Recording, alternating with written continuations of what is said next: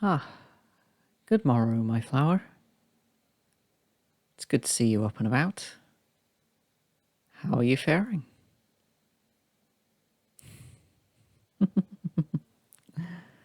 Tis understandable.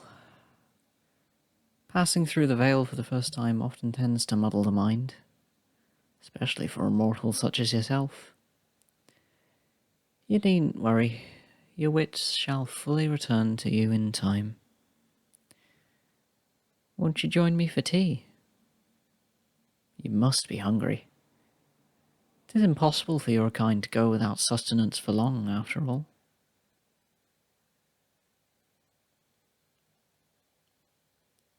Oh? Why so hesitant, my flower? What, do you think me a spider? Lying in wait until my prey steps close enough to strike? Fear not, my dear. I don't bite. Well, not in this form. Come now. If this is an act of defiance, there's little sense in it. Join me. Perhaps I can answer some of those questions that are clamouring within you like wretched Sunday bells. Be not afeard, this is not Hades. Eating from my table will not doom you to an eternity in my realm. There. 'Tis good to see your common sense prevail. Have whatever you'd like. If nothing appeals to you, just say the word, and I shall send for something else.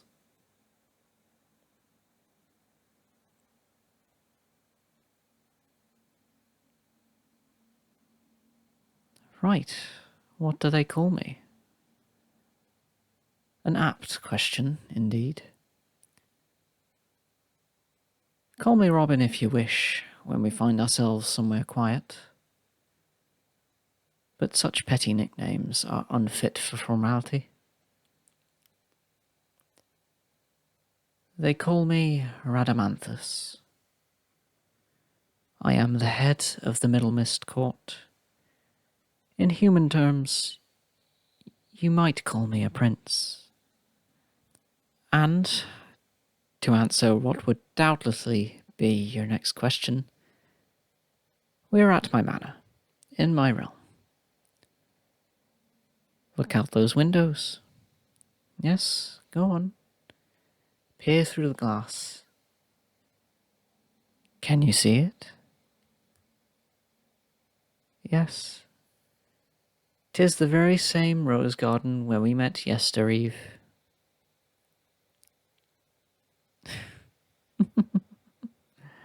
Not quite. You wouldn't be transported here by simply stepping inside, if that's what you're thinking. After all, you visited the garden quite a few times without leaving the mortal realm, did you not? No. 'Tis more akin to a snare than a portal. Sometimes humans are lucky enough to slip in and out unnoticed. But when they have the misfortune to trip the snare, or else alert the hunter, then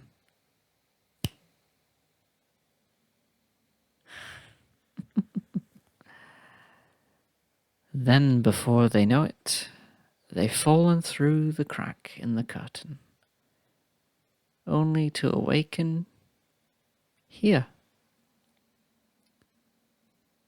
So quick do bright things come to confusion.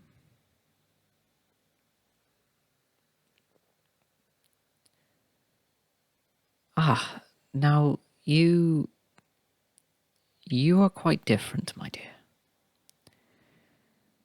Rarely do I cross into the mortal realm, but I needed to see for myself whether you were truly what you seemed, before any magic took hold. I had noticed the changes to my garden. changes stemming from the other side. Suddenly the weeds were fewer, the soil was treated, spent blooms were recovered. New rose bushes appeared, young and proud, a mortal variety. I hardly dared let myself believe that a mortal might be caring for my garden. And you can only imagine my joy when I found out it was true. Most humans that we catch these days are naught but sanctimonious pirates, focused only on subjugating the land and its kin. But you, my flower, you are not a pirate, but a steward. One willing to give, to care for the earth instead of merely taking. As soon as you proved your intentions to me back in the garden, I knew I'd found the one worthy to stand beside me for all eternity. Yes, my dear, I speak of marriage. I wish for you to be my bride. You'll be my consort, my confidant, my lover. Or, if you prefer your human terms, my princess.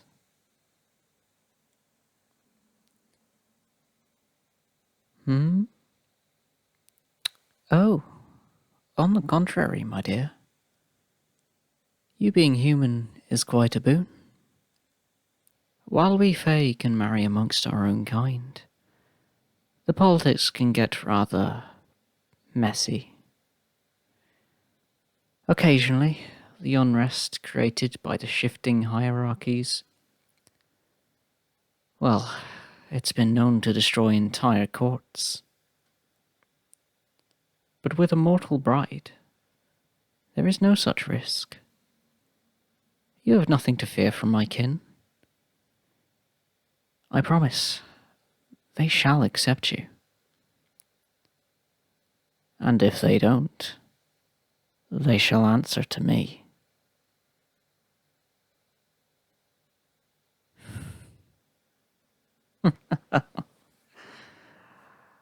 Oh, if you were a Fae, this would all be part of the normal courting games. But something tells me your denial is quite serious.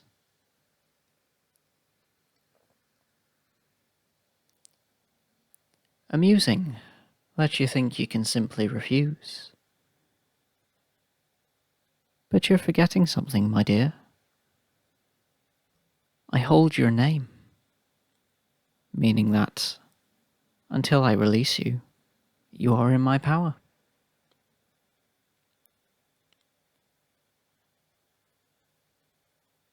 Oh? I'm wrong, am I? Why, pray tell? So, 'twas only a nickname that you gave me.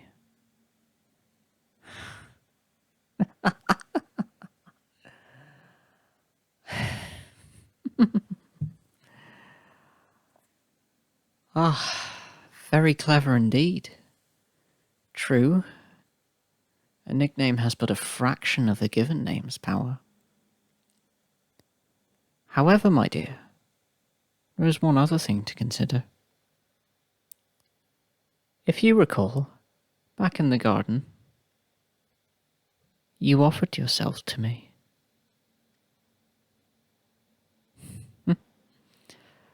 Oh, but you did. You offered to help me, did you not?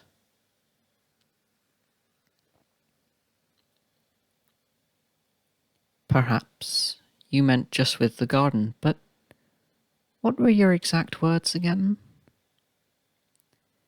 If you want, I'd be happy to help you. You never specified just what you were offering to help with. And what I need help with is ruling Middle Mist. After all, Should I have naught but empty air in the seat beside me, as I sit on my throne? Should I be forced to govern with the whispers of the wind as my sole adviser? No. I need someone to rule by my side. I need you, my flower.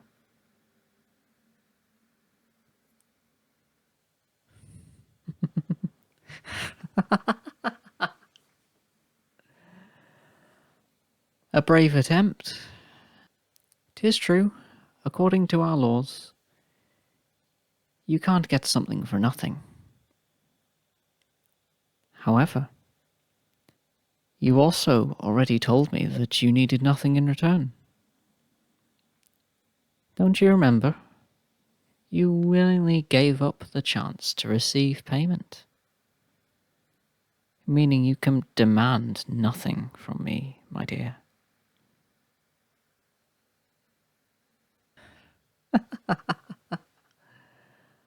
Oh, look at you. I can practically hear your mind scrambling like a trapped rabbit, clawing desperately for a way out. You are clever, my dear, astonishingly so for a mortal. But you will not be able to outsmart me. Albeit unintentionally, you offered yourself to me, and I accepted. The bargain is struck, and it cannot be undone.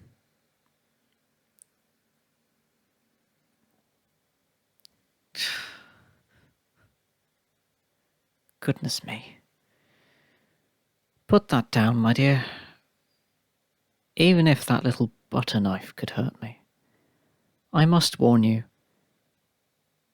My kin and I do not look kindly upon such violent displays. Put it down. Put it down. Now.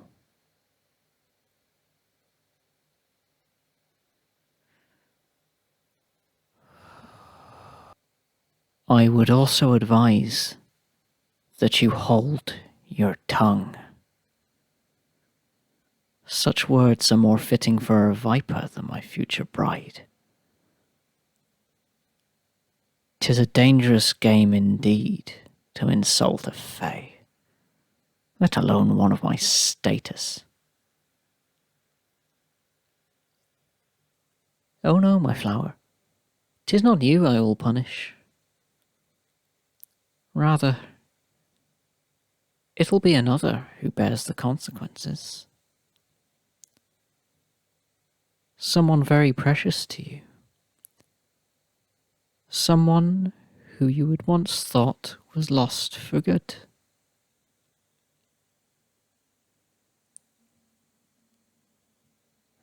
That's right. You weren't the only one to wander into my garden, my dear.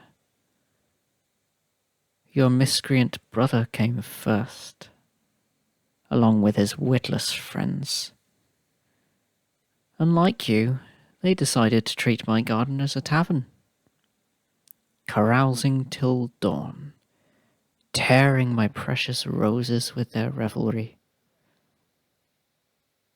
For his crimes, I bestowed upon him the ultimate sentence.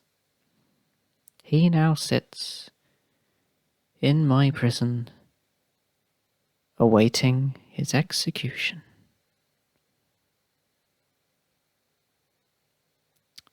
Oh, and why shouldn't I, pray tell? He bit his thumb at what we hold sacred. His debt cannot be repaid. Unless, of course, someone else were to pay it for him.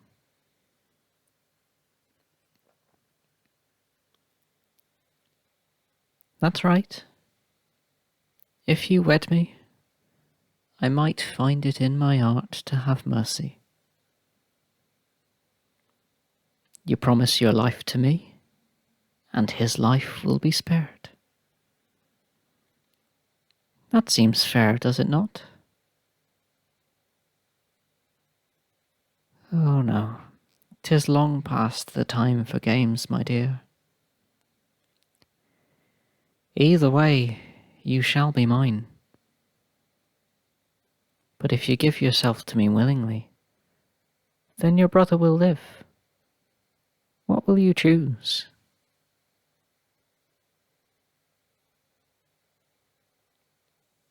I am many things, my dear, but I am not a liar.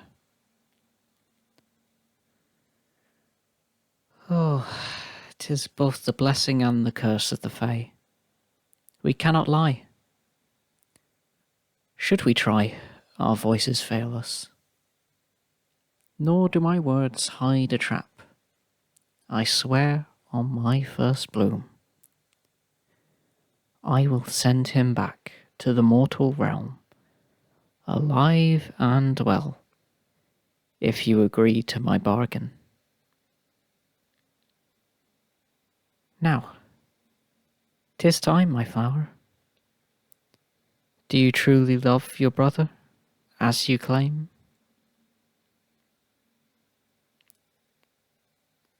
Make your choice.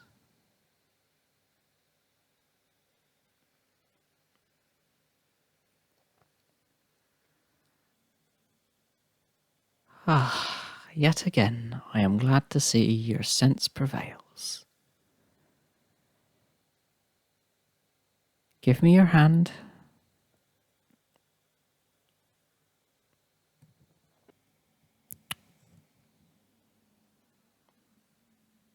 Ah, your flesh is as soft as a petal on my lips. Fear not, my flower. Our life together will be a happy one, I promise you. I shall ensure you are satisfied, mind, body, and soul. Now, let's raise a glass to our engagement, our union, and to you, my flower, my own beautiful rose.